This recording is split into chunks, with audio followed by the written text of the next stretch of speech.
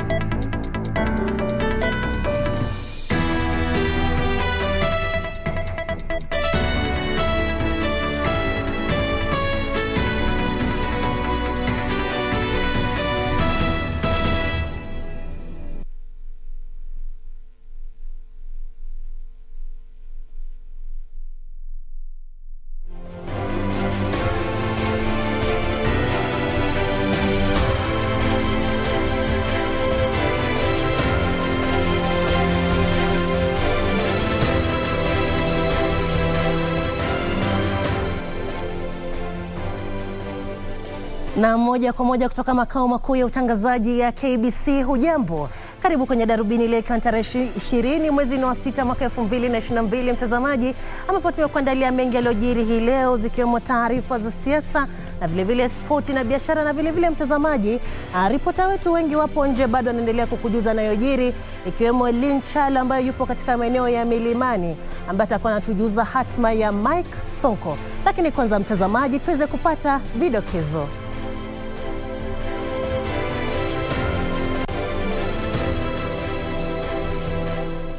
That we must once again take our steps to prevent the slide into a crisis like the one we experienced in 2020 and 2021. Wizara ya Afya yarejesha sharti la kuvalia barakoa katika maeneo ya ndani. Ukaguzi wa sajili wa wapiga kura wabaini kuwa wanaume zaidi wamesajiliwa ikilinganishwa na wanawake na vijana. Na waziri wa elimu ataka taasisi husika ziruhusiwe kudhibitisha uhalali wa vyeti vya degree.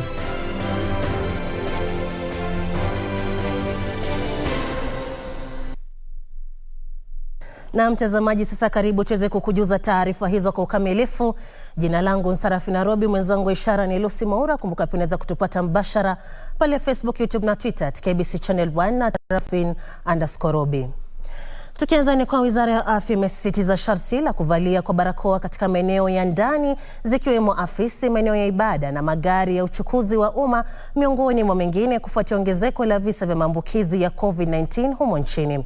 Waziri wa Afya Mutahi Kagwe alisema kuwa kiwango cha maambukizi ya COVID-19 kimeongezeka kutoka 0.6 kwa wiki mwanzoni mwa mwezi Mei mwaka huu hadi 10.74 kwa wiki katika juma lililomalizika tarehe 19 mwezi huu. Kagwe amesema kuwa hali hiyo kwa kiasi kikubwa imetokana na utepetevu, hasa wakati wa kampeni.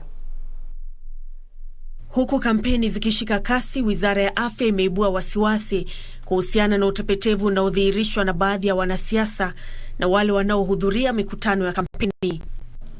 Kuna watu ambao wana shout, unamwangalia unaona sasa anafanya kelele mingi, amefungua kila kitu.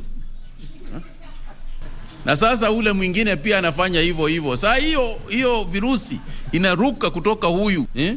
Huwezi kusema si kwa sababu wewe ni wauda huwezi kupata virusi kutoka mtu wa Azimio, ama mtu wa Azimio hawezi kupata kutoka UDA. Hii kitu haina chama ya kisiasa. Waziri wa Afya Mutahi Kagwe amesema kuwa nchi hii imeshuhudia ongezeko la visa vya maambukizi ya COVID-19, huku kiwango cha maambukizi kwa wiki kikiongezeka kutoka 0.6 mwanzoni mwa mwezi Mei mwaka huu na kufikia 10.74 kwa wiki katika juma lililokamilika tarehe 19 mwezi huu. Most of the functions I attend these days, people talk about when COVID was here. You know, they talk about in the past tense. Wakati wa COVID. Kama wakati wa COVID uliisha. Wakati wa COVID ni sasa. wakati COVID iko hapa saa hii. Waziri amesema kuwa wakati umewadia kwa nchi hii kurejelea kanuni za kimsingi kama vile kuvalia barakoa katika maeneo ya ndani yakiwemo magari ya uchukuzi wa umma, makanisa miongoni mwa mengine.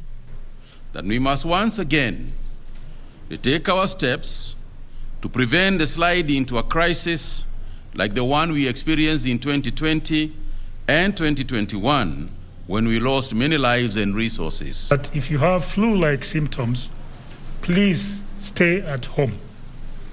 Don't go to work and expose other people, because flu, common cold, COVID, like other respiratory tract infections are highly transmissible. Kagwe alisema kuwa wizara ingali inasikitishwa na idadi ndogo ya watu wanaopata chanjo dhidi ya COVID-19, huku 31.5% pekee ya watu wazima wakiwa wamepata chanjo kamili. The slow uptick of vaccination rates that we have are from over 300,000 per day down to about 12,000 per day, and now likely dropping to about 5,000 per day. Haya yanajiri huku nchi hii kinakili visa 252 zaidi vya maambukizi ya COVID-19 kati ya sampuli 1993 zilizopimwa katika muda wa saa 24 zilizopita. Hiki ni kiwango cha maambukizi cha 12.6. Hakuna kifo chochote kilichoripotiwa, huku wagonjwa 75 wakiwa wamelazwa hospitalini. Kati ya idadi hiyo, mgonjwa mmoja yuko katika kitengo cha wagonjwa mahututi, huku wengine 381 wakitunziwa nyumbani. Huku kiwango cha maambukizi ya virusi vya korona kizidi kuongezeka katika wiki za hivi majuzi, Wizara ya Afya imesisitiza umuhimu wa kuchanjwa dhidi ya COVID-19, huku Wakenya wakitakiwa kuzidi kutii maagizo yaliyowekwa na Wizara ya Afya.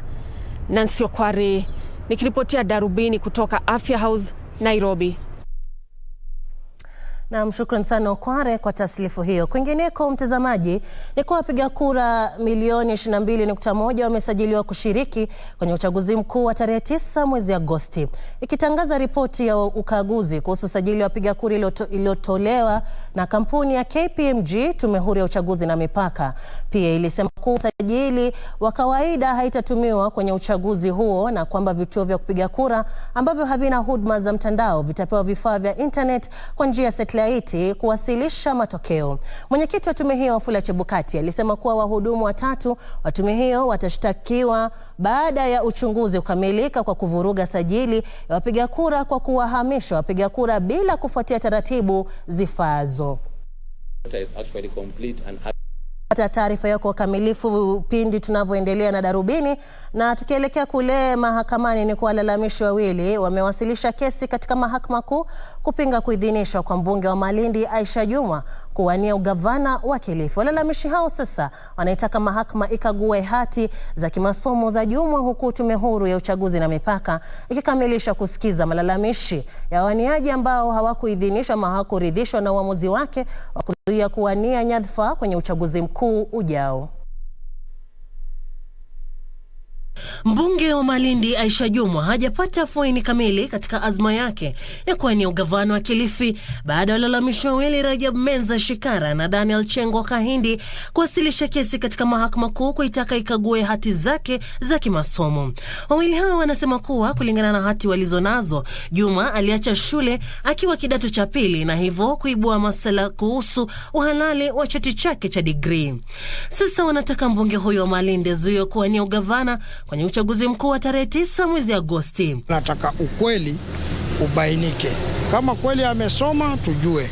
Manake itakuwa ni aibu, hata itakuwa pia inatoa morali kwa watu kusoma. Manake kama mtu anaweza kupata degree na hakusoma, hiyo ni mambo ya kuhuzunisha. Wakati huo kamati ya tume ya IEBC ya kusuluhisha mizozo imetupilia mbali malalamishi yaliyowasilishwa na msanii Ruben Kigame aliyezuiwa kuwania urais. Kigame hakuidhinishwa kwani alishindwa kupata sahihi 2,000 zilizohitajika katika takriban kaunti 24. Kamati hii imesema sharti la kupata sahihi 2,000 halitalegezwa kwa walemavu, na hivyo Kigame alifaa kulitimiza, ikisema kuwa hakuna kigezo chochote cha kisheria kinachohitaji tume ya IEBC kulegeza masharti kwa walemavu. The ruling of the PPDT having been stayed, the complainant cannot be deemed to be the duly nominated candidate. On account of the fact that the judgment of the PPDT barring the forging of the name of the respondent, first respondent to IBC, remains in force, the decision of the third respondent to clear the first respondent to bar did not take into account the PPDT judgment and can only be revoked. Haya yanajiri huku mwaniaji rais mwingine Mwangi wa Iria akiamua kuwasilisha kesi katika mahakama kuu kupinga uamuzi wa IBC wa kutomuidhinisha kwa kuwasilisha sahihi kutoka kaunti 9 pekee badala ya zile 24 zinazohitajika. Na hatma ya mwaniaji wa gavana wa Mombasa Mike Sonko haijulikani, huku kamati hiyo ikitarajiwa kuwasilisha uamuzi wake kuhusu kuidhinishwa kwake. Bila shaka mtazamaji, na ripota yetu Linchalo yupo pale milimani kuhakikisha kuwa tunaweza kujua hatma ya Mike Sonko. Na kwenye sekta ya elimu mtazamaji, ni kwa waziri wa elimu Profesa George Magoha amesema kuwa mijadala inayoendelea kuhusiana na vyeti ghushi vya degree hasa kwa wale wanaotafuta nyadhifa za uongozi haifai kuingizwa siasa. Profesa Magoha alisema kuwa mashirika husika yanafaa kuruhusiwa kufuatilia swala hilo bila kushawishiwa, akisema kwamba mjadala huo unadhihaki sekta ya elimu humo nchini. Akiongea alipozuru na kukagua shule ya Moi Educational Center jijini Nairobi kutathmini kujiandaa kwake kutekeleza kitengo cha junior secondary cha mtaala wa CBC, Profesa Magoha alisema kuwa muda mwingi unaharibiwa mahakamani, huku watu wakijaribu kuthibitisha iwapo vyeti vyao vya degree ni halali au ghushi, hali ambayo alisema haihitaji muda wa siku nyingi kuthibitisha. Iwapo taasisi husika zingeruhusiwa kufanya kazi zao. It is just very shameful that we are spending so much energy in the courts or the people who are supposed to be doing election. It is a very simple matter. You have either done a degree and graduated or you have not. A judge cannot give you a degree. That's what I used to say, that it doesn't matter whether a judge pronounces himself, he cannot give you a degree. Alisema kuwa mjadala huo ni mfano mbaya kwa watoto wanaojitahidi kuwa viongozi wa nyakati za baadaye. There is no harm in asking. For example, if you say you are a surgeon, we usually check and confirm whether you actually trained as a surgeon. How many hours did you train? It is not politics. Forget about politics. It's about life and death. Are we together here? Wakati huo Magoha alitoa wito kwa shule za kibinafsi kuhakikisha ujenzi wa madarasa ya kitengo cha junior secondary. Alisema kuwa kati ya madarasa 5,000 yanayojengwa katika shule za kibinafsi, madarasa 1,296 yako tayari. We have a few spots like in Bungoma where I'm going to be most of this week to ensure that we complete, and one or two other counties in the Rift Valley. Everybody else has completed. So we have 0.5% of the classrooms, but there's no 0.5% of a child. We want to be sure that all classrooms are built. Profesa Magoha aliwatahadharisha wanakandarasi ambao hawajatimiza jukumu lao, akisema kuwa kandarasi zao zitafutiliwa mbali. Beatrice Gatonyangetich, Darubini. Na mtazamaji, taarifa inatukamilisha ya kwanza ya Darubini. Kumbuka unaweza kutupata pale mbashara pale kwenye mitandao yetu ya kijamii. Naona wengi wametuma jumbe, akiwemo Oyando Wycliffe ambaye anasema anatazama kutoka Kisii, Abusora Hussein pia anasema anatazama, na Martin Giga anasema leo ni siku yake ya kuzaliwa. Heri ya kuzaliwa Martin. Hapa studioni mtazamaji, tunachukua mapumziko mafupi sana, tunarejea na taarifa zaidi, usiende mbali.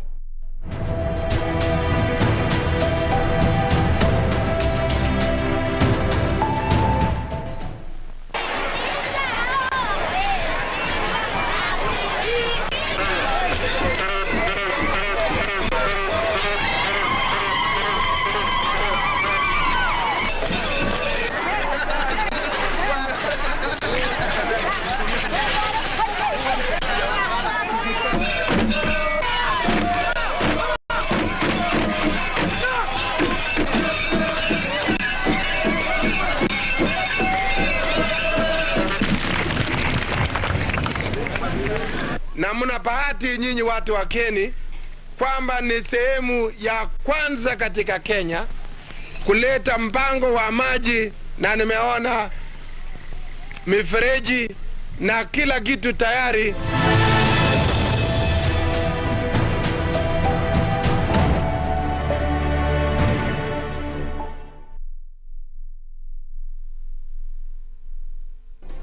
Do you have a news story to share with KBC?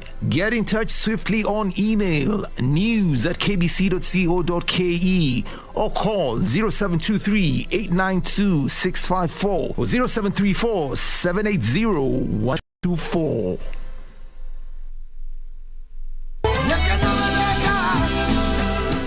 Well, my daughter Nuria is pregnant. What? Please. That's why the wedding was held in a hurry. Darling, let's dance. Sit down. Fabio.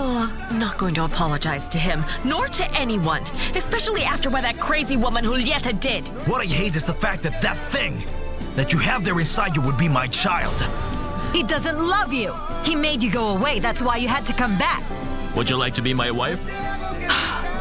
Tell him that you do, Mom. Tell him. Yes, I have excellent grades in all of my subjects, and I was going to graduate with honors. But as far as I know, the only student who's going to graduate with honors is Nuria Morat.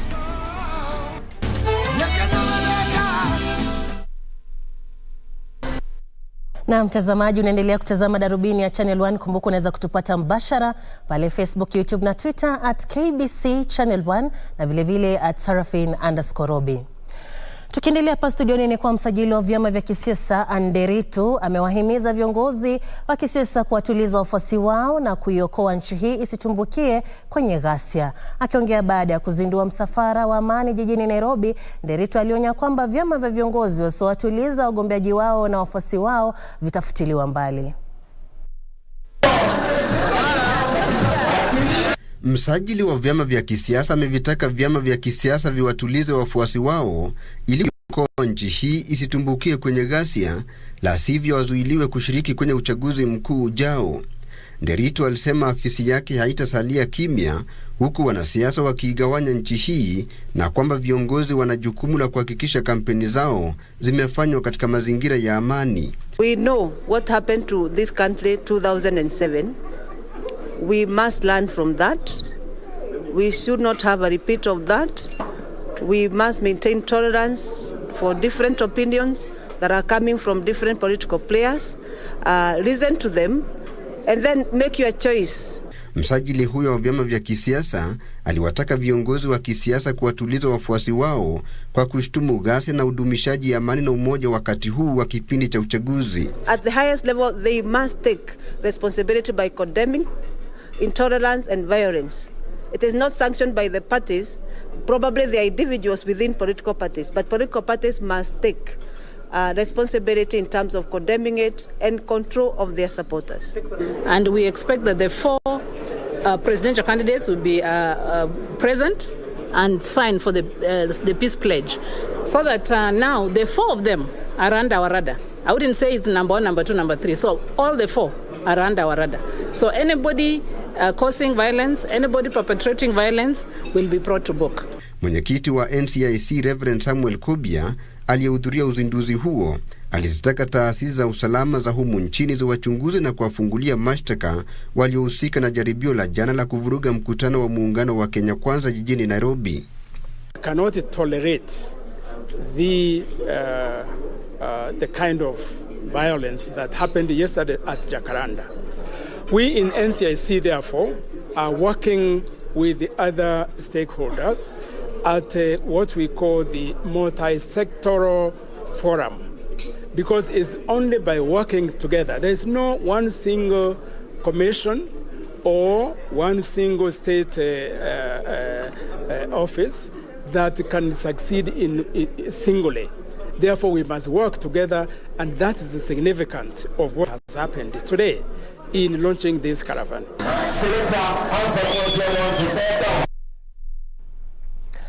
Naam. Mtazamaji, sasa tuangazie makala yetu speciali ambayo huwa tunakuletea kila siku ya Jumatatu, na hii leo tunaangazia vituo vya huduma, ambapo mtazamaji, ili kupunguza muda na rasilimali zinazohitajika kwa wananchi kupata huduma za serikali, utawala wa Rais Uhuru Kenyatta ulianzisha vituo vya huduma kote nchini ambako huduma muhimu hutolewa katika kituo kimoja. Mpango huo wa vituo vya huduma umeimarisha utendakazi na kuimarisha uwajibikaji katika utoaji huduma za umma. Wana Kenya sote tunafurahia maendeleo tunayoyaona. Kuzinduliwa kwa vituo vya Huduma Center kuliashiria mwamko mpya nchini Kenya. Utoaji wa huduma za serikali kwa umma ukachukua mkondo tofauti kabisa. Mpango huu umekuwa mojawapo ya miradi iliyofanikiwa tangu kuzinduliwa kwake na Rais Uhuru Kenyatta takriban miaka 8 iliyopita. Tunataka kulete mwisho ya hii maneno ya mwananchi anaambiwa toka hapa enda ofisi ile, kwenda pale, kwenda huko. Unaingia pahali moja na unahudumiwa kama Mkenya bila ya kuzungushwa na unahudumiwa na heshima. Ukweli ni kwamba huduma hizi zimekumbatiwa na Wakenya wote. Service za Huduma Center hapa ziko sawa kabisa. Hata si ya kapa hii na wako faster kabisa. Mtandao wa e-Citizen kwa mfano umesaidia juhudi za serikali za kupambana na ufisadi. Revenue ya serikali imeongezeka na karibu bilioni 21. Hiyo ni kitu tumefuatilia.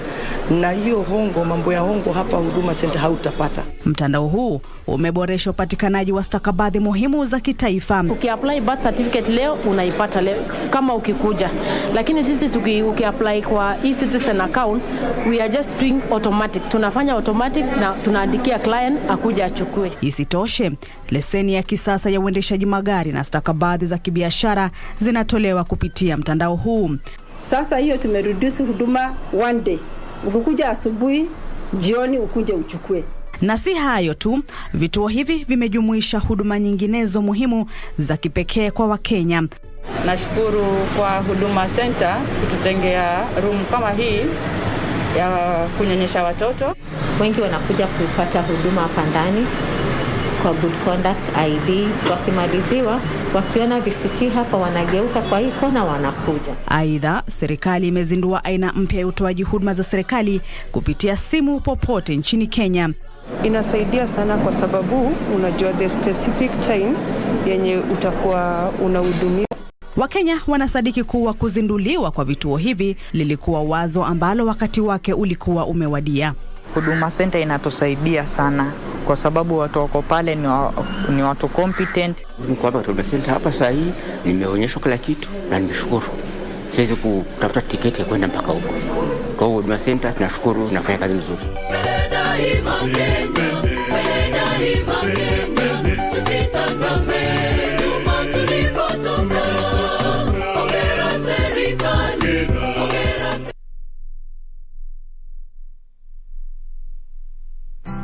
Wakati unapotunza upendo na utamaduni, ni halisi inakuwa tundo la maisha.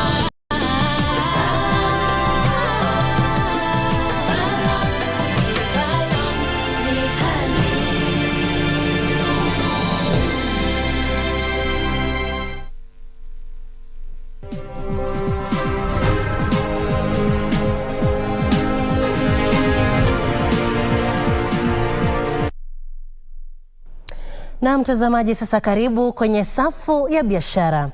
Kenya na Uganda zimetia saini mkataba wa kuwezesha kusafirishwa kwa samaki kutoka ziwa Turkana nchini Kenya kupitia Uganda hadi katika Jamhuri ya Kidemokrasia ya Kongo. Mkataba huo umeweka utaratibu wa kusafirisha kwa urahisi samaki hao hadi DRC. Kwa habari hizi na nyingine, huu hapa mkusanyiko wetu wa habari za biashara. Sekta ya uvuvi ya Kenya huchangia 0.5% ya jumla ya pato la kitaifa na 2% ya mapato ya nchi hii yanayotokana na mauzo ya bidhaa zake nje. Sekta ya hiyo imekuwa ikikumbwa na changamoto nyingi wakati wa usafirishaji nje samaki, jambo ambalo limeifanya Kenya kushauriana na Uganda. Serikali za Kenya na Uganda zimeweka mikakati ya kusahihisha usafirishaji wa samaki kutoka ziwa Turkana hadi katika Jamhuri ya Kidemokrasia ya Kongo. We agreed on having a multi-agency teams in the regions that were affected, and I'm happy that today we are culminating that process with the signing of the smooth transition and movement of fish from Kenya to DRC through Uganda. We agreed to set up a framework that would enable the fishing, the exploitation, or that would enable the trade in fish, especially transit trade to the DRC, to take place without any roughness, without any interference. Wakati huo huo, Halmashauri ya kitaifa ya kusimamia ujenzi inapanga kutumia drones kuchunguza iwapo wajenzi wanazingatia masharti ya ujenzi. Mkurugenzi mkuu wa halmashauri hiyo, mhandisi Morris Akech, anasema upungufu wa wakaguzi wa mijengo unatatiza ukaguzi wa mijengo humu nchini. Mhandisi Akech anasema utumizi wa teknolojia ni muhimu katika kupunguza visa viovu katika sekta ambavyo vimesababisha zaidi ya vifo 200 vya Wakenya kutokana na mijengo inayoporomoka. We did a research in 2018 which gave us, of course we may think we know why buildings are collapsing. Of course we know. But scientifically, we need to analyze and find out. And we came up with 6 strong points why we are collapsing, and those are some of the things we are working on. Coordination came out to be a very strong thing, which is part of our mandate. Kwingineko, wafanyakazi 400 wa kampuni ya pombe ya Keroche Breweries huenda wakapoteza kazi wiki hii iwapo mzozo kati ya kampuni hiyo na halmashauri ya ukusanyaji ushuru nchini hautasuluhishwa. Afisa mkuu mtendaji wa Keroche Breweries Tabitha Karanja anasema kampuni hiyo inataka kushauriana na KRA ili ipewe muda zaidi wa kulipa deni lake la ushuru. Anasema iwapo KRA itakosa kufungua kiwanda chake, italazimika kuwaachisha kazi zaidi ya wafanyikazi wake 400 kwa sababu haitaweza kuwalipa mishahara. Ndutamo Kami, Darubini.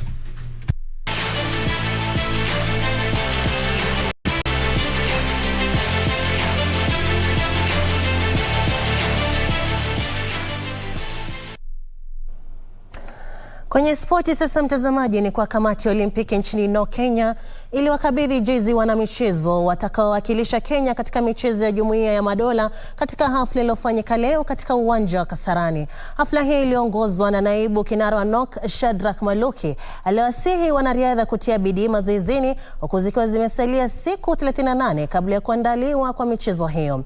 Kambi ya mazoezi inatarajiwa kuimarishwa pasipo na kuwaruhusu watu kutoka nje au kuingia kwenye kambi hiyo ili kuzuia maambukizi ya virusi vya corona. Meneja wa elimu hiyo wa timu hiyo, mtazamaji, Evans Bosire, alisisitiza umuhimu wa kuzingatia masharti ya COVID-19 wanapoendelea na mazoezi yao. Kenya inatarajiwa kuwashirikisha jumla ya wachezaji 123 katika michezo hiyo ya Jumuiya ya Madola itakayong'oa nanga Julai 28 hadi Agosti 8 jijini Birmingham, Uingereza.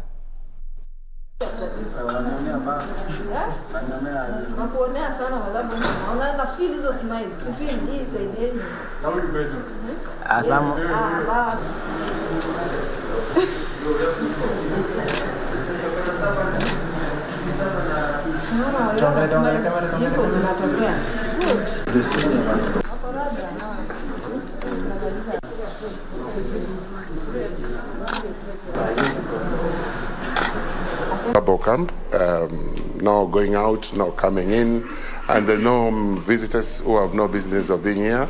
This is just to protect our athletes. We are ensuring that our athletes are protected because those are the reasons as to why we are here. So our athletes come first. And we thank government for taking these measures because we all know there is cost implications. And the government of our republic, through the minister, CS Ambassador Amina Mohamed, and the PSG Okudo, have done everything possible to ensure our goals and objectives are well achieved and protection of our athletes comes first. So from today we're going to have a purple camp, camp that will ensure that we don't have unnecessary people in the camp, and we'll be able to very, very strict so that we can protect the athletes who are going to perform for the country. Naam, heri kwao. Kwingineko ni kwa mchezaji wa volleyball Sharon Chepchumba wa timu ya KCB leo alipokea tuzo ya mchezaji bora wa mwezi Mei aliyotuzwa na kampuni ya LG na chama cha wanahabari cha SJAC. Chepchumba ambaye pia anachezea timu ya taifa Malkia Strikers alitoa tuzo hiyo baada ya kutawazwa mchezaji bora kwenye mashindano ya bara Afrika baina ya vilabu vya wanawake yaliyoandaliwa jijini Kelibia kule Tunisia. Mchezaji wa KCB Sharon Chepchumba leo alipokea tuzo ya mchezaji bora wa mwezi Mei. Chumba alisaidia timu yake KCB kuwashinda mabingwa watetezi Al Ahly seti 3-1 kwenye fainali ya mashindano ya bara Afrika. LG has really encouraged me, and I will keep on working hard. I personally, I will not stop here. I will work hard so that nikwe recognize hata na watu wengi. It will push me to work hard, and I'm not promising less. I will work hard. Mbali na kutoa tuzo hiyo, mchezaji huyo alipokea friji ya thamani ya shilingi 100,000. We've done this for the last 7 years, and for us as a sponsor, it's been so rewarding because we've seen different sports personalities from different disciplines scooping the top, awards. We've awarded across different disciplines such as athletics. This year we've done volleyball, we've done tennis, and now today for the first time we are awarding a volleyball player. It's really exciting today, and even listening to the winner, just giving a testimony of how excited they are, the hard work they put in the pitch, and being recognized by the sports journalists and even LG. It's really encouraging to hear how they appreciate this kind of recognition. Aidha, Chepchumba aliwashinda wawaniaji wengine wakiwamo bingwa mara 2 wa michezo ya Deaflympics Simon Kibahai na mchezaji gofu mwenye ulemavu wa kusikia Isaac Makoha, ambaye alikuwa Mkenya wa kwanza kutwaa nishani kwenye michezo hiyo ya Deaflympics jijini Caxias do Sul. Mwaniaji mwingine alikuwa mchezaji wa timu ya Strathmore Leos Bronson Mandigu, ambaye alikuwa mchezaji bora kwenye mashindano ya raga ya Kabeberi Sevens. Kwingineko ni kwa walengaji shabaha wa humo nchini waliandikisha matokeo bora katika mashindano ya ulengaji shabaha ya IPSC Kenya Open Level 3 ambayo yalifikia kilele chake katika uwanja wa mchezo wa shaba huko Samburu. Ibrahim Dungu wa kilabu cha Bamburi alishinda kitengo cha wanaume, ilhali Agnes Mushiri wa DCI akishinda kitengo cha wanawake. Mushiri ambaye pia ni mlengaji shabaha nambari 1 Kenya aliwashinda Karo Kiania na Irene Wanjiku kwenye pambano kali la finali. Alikuwa mchezaji bora katika kipindi cha asubuhi baada ya kujipatia alama 977. Ndungu kwa upande mwingine aliwashinda Inspector Alan Mohamed wa huduma ya kitaifa ya polisi na Thomas Kiru walionyakua nafasi za 2 na 3 mtawalia.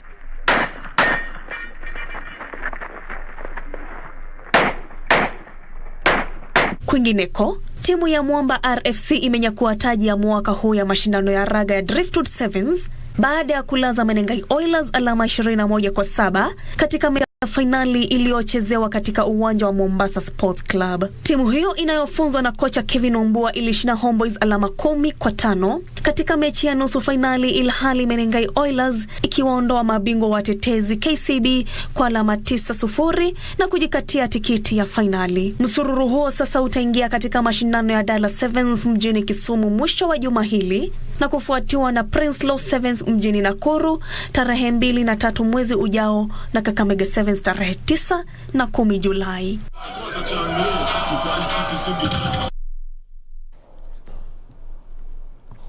Na mtazamaji, shukrani za dhati kwa kuwa nasi kwa zaidi ya kwa takriban dakika 30 zako, na hapa ndipo tunatamatisha Darubini hii leo. Mtazamaji, utakuwa unazipata taarifa hizi pia mida ya mwenzangu wa ishara amekuwa ni Lucy Maura, na mimi nimekuwa ni msomaji wako Sarafina Robi. Kumbuka pia kuvalia barakoa. Kuwa na jioni njema.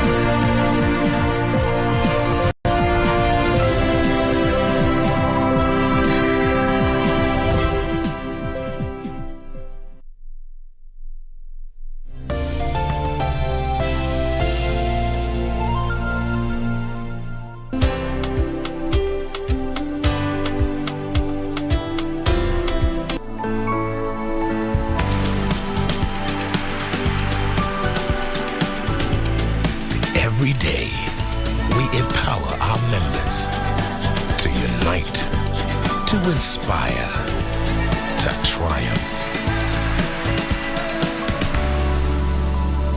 Equity.